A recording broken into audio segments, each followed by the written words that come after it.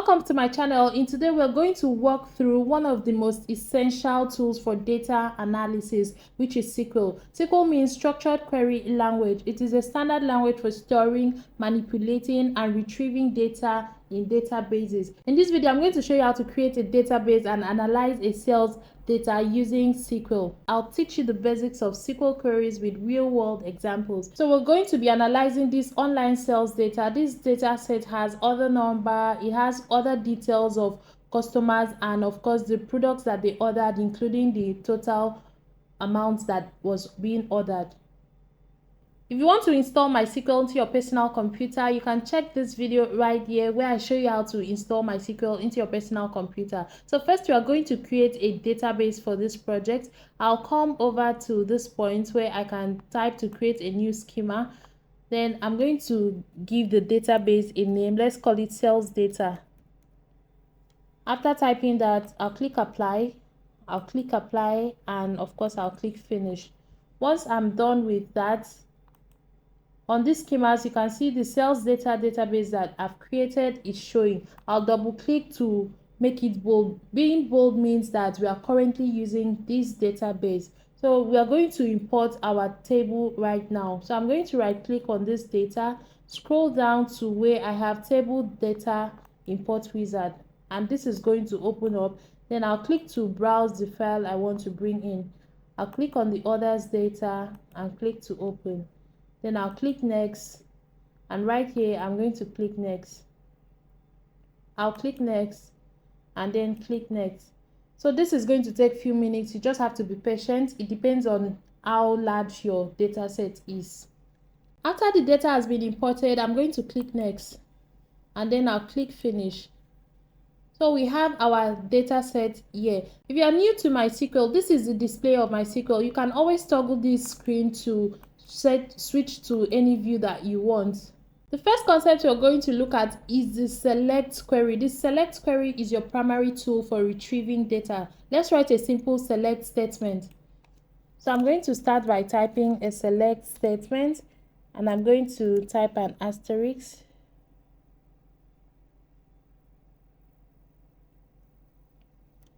I'll press enter and type from. The name of our table is orders data. If you hover on this button, it says execute the statement under the keyboard cursor, or you can use this other one which says execute the selected portion of the script or everything if there is no selection. So I'm going to select this and our data is going to run. The result as shown, it has returned all the data in our table. So basically this select statement says select everything. The asterisk stands for everything. That's select all from the orders data. It has returned everything in our table for us. In real life, you may want to focus on specific column. So let's try another select statement. I'm going to remove this asterisk. So let's select our customer name. Let's select the customer name. And we'll also select the product name. Then we'll select the total. Then I'm going to run this query.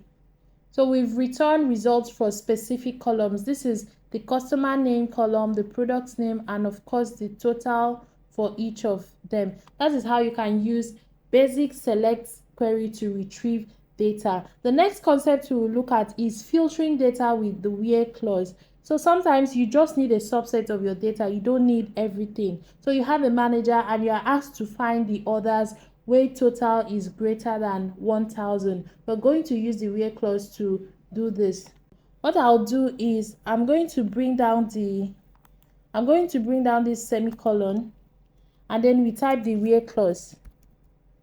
So we'll say where total is greater than 1,000,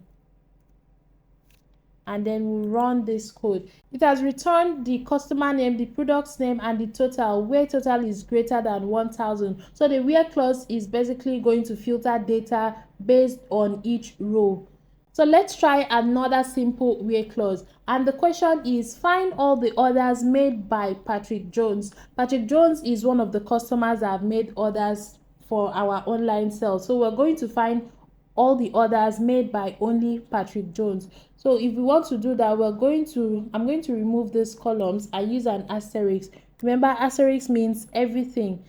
So I'm going to type under the where clause, I'm going to type where customer name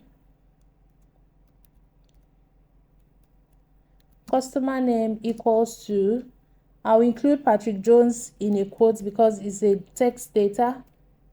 I'm going to type Patrick Jones. Once I'm done with that, I'm going to run. So you see it has returned all the orders for only Patrick Jones. The next basic concept is sorting data with order by clause. So the question your manager will ask you is to find the orders, sort them by total from highest to lowest. So let's go back to our previous query. So we are asked to find the orders and sort them by total from highest to lowest. If we want to sort the data, we'll have to sort them with the order by clause. So I'm going to type the order by. So we're going to order by total in descending order. Then I'm going to click this and it has returned the result in descending order. If you want to return the result in ascending order, you can just remove this particular keyword. By default, it's going to return the result in ascending order, or you can just type ASC, that means ascending order. Another important concept you need to know is aggregating data. So you can aggregate data with aggregation functions like count, sum, average, mean, and max. So let's say we want to count the total number of orders. How do we count total number of orders? I'm going to delete these columns. So under my select statement, I'm going to type count and include a parenthesis, type an asterisk, and then close that parenthesis. So we want to count everything from the orders data.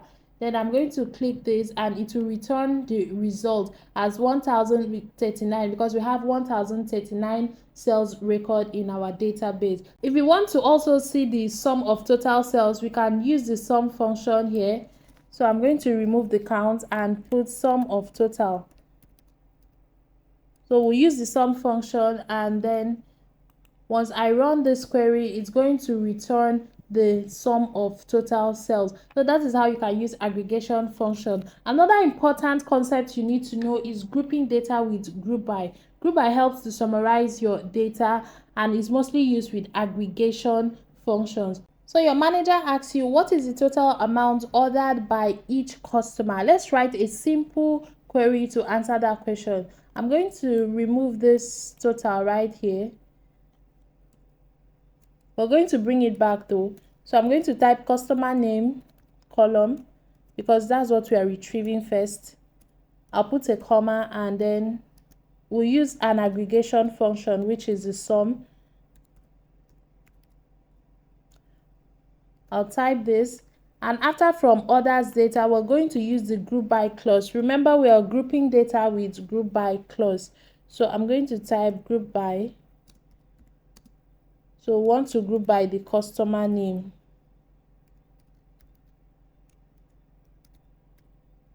Once I'm done with this and I run this query, you can see the results, the customer name, and of course the grouped data. So this shows us the total amount ordered by each customer. Right now, I'm going to introduce alias to you. So alias is used to give temporary name to tables or column. If you look at this results grid, we have customer name column and we have sum of total, which is what we have here. So we can give a temporary name to this column. Let's say we use the alias keyword. The alias keyword is denoted by as, which is as. So we say total sales. So if I type total sales and then run this query, on the results grid now, we now have the temporary name of the column as total sales, just as we stated here in the alias. So let's try another example. Your manager may ask you to find the average amount ordered by each customer where the average total is greater than 1000, and you should show the results in descending order. Let's write a simple query to answer this question. So I'm just going to edit this second part. because we want to use average function.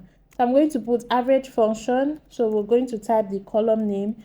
We'll use the alias keyword, and I'm going to type average sales total.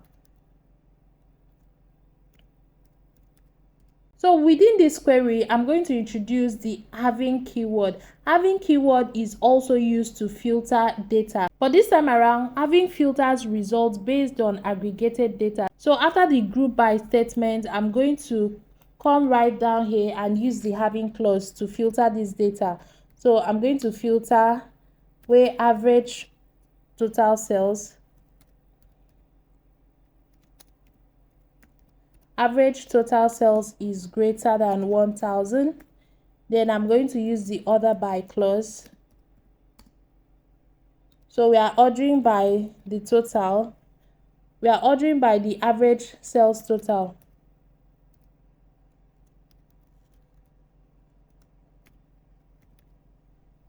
In descending order.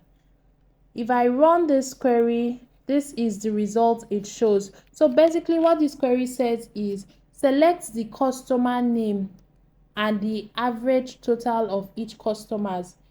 Group by the customer name with customers having the average total greater than 1,000, and we order the average total in descending order. If you look at this result, it gives us the customer name and the average sales total in descending order. So that answers this question that we have here. So the difference between having clause and where clause is that where clause will filter data based on each rows, while having clause will filter results based on aggregated data. So you use having clause with aggregation functions like sum, count, average, etc.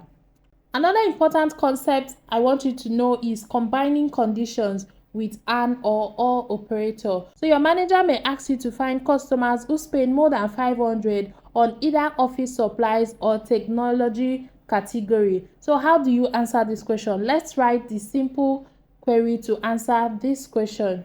So I'm going to remove everything here. I'll also delete this. We're going to return the total column. Then after from orders data, I'll bring down my cursor. We're going to use the where clause because we are using the where clause to combine these conditions. So the where clause will now say, we'll put in brackets product category.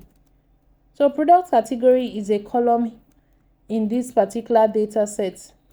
Product category equal to office supplies, or product category equal to technology.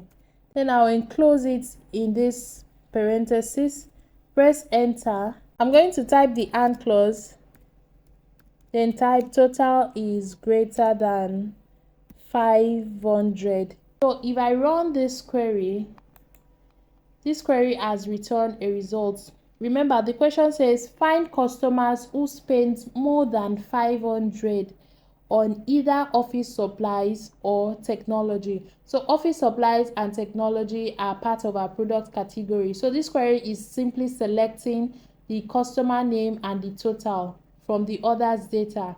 So the condition we combine is right here in this parenthesis. We are finding product category either office supplies or the technology, and then we also combine it to find those that have the total greater than 500. If you look at these total rows, you see that each of these totals are greater than 500 for all of these customers' names that have been returned. Another important clause in SQL is the limit clause. So the limit clause will give you the top rows. It's going to limit the number of rows that you need to return in your result. So what we need to do, let's put, for example, let's add a limit clause to this. This is the result for this particular query and it's a lot of results, but let's add the limit clause and see what it shows us. So if we limit this result to 10 and then click this button, the result has been limited to 10. So this is what we have. This is what the limit clause shows us. So we're going to try another example, and this time around we're going to find the top 5 customers by cell. So I'll quickly delete this part of the query. So first we're going to select customer name and we'll use an aggregation function right here. So I'm going to type sum, open a parenthesis, close it. We'll use the alias keyword and we'll just give the sales total. So right here we're going to use the group by clause. So we want to group by the customer name. And then we are going to order by the sales total in a descending order. Then we'll limit the results by 5.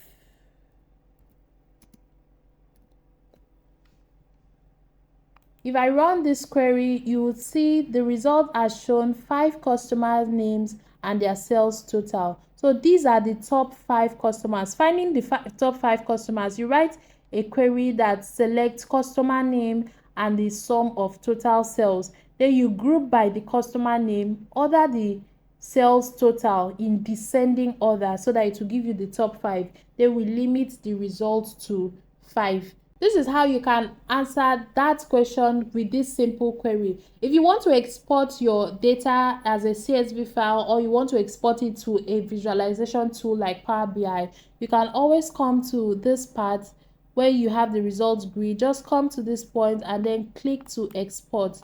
So if we click to export, it's going to bring this out. Let's type top 5 customers by sales. So I'm going to type top 5 customers by sales and then save this. So we've exported it. If you want to use it in a visualization tool after analyzing it in SQL, I can quickly open my Power BI and then if I select to get data, I'll select the text/CSV. Then this data is going to open, this location is going to open up. I'll select the top 5 customers by sale and then open it. So once I open this data, I'm quickly going to load this data because I've analyzed it already. I can bring in my clustered column chart. I can bring in these top 5 customers, the customer name, and of course the sales total.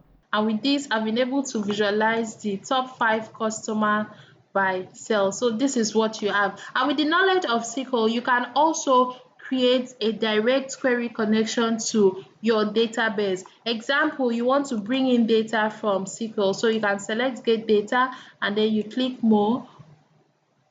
Once you click more, I'll come over to MySQL database here.